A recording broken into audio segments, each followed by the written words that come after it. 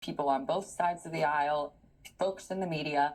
He chooses to immediately go after this CBS reporter for just simply citing the words of the manifesto. And then on top of that, him and his wife decide to go after a comedian for a joke that was told days prior to the dinner. And so whether you like Jimmy Kimmel or not, we have a First Amendment in this country, and it protects speech that you dislike just as much as it protects speech that you agree with. And so I think that it's not surprising at all to see how the White House responded to this incident, because this really could have been a moment for them to actually want to bring down the temperature if they cared about that, but they obviously don't, as evidenced by how Trump talks about Democrats and the left and the media. I have a list here, actually, of some of the words he's used to describe the left. He has called them scum, vermin, terrorists, radical, lunatics, demonic, evil, garbage.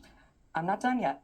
The enemy of the people, enemy within, treasonous, lowlives, fascists, Marxists, communists, and I could keep going.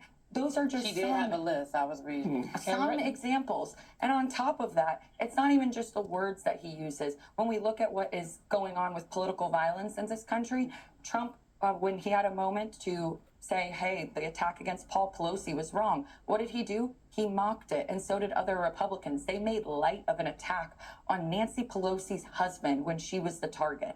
He celebrated the deaths of Rob Reiner, who him and his wife were murdered by their son. He praised the death of Robert Mueller, his perceived political enemy, someone who was simply doing their job by having to investigate Donald Trump.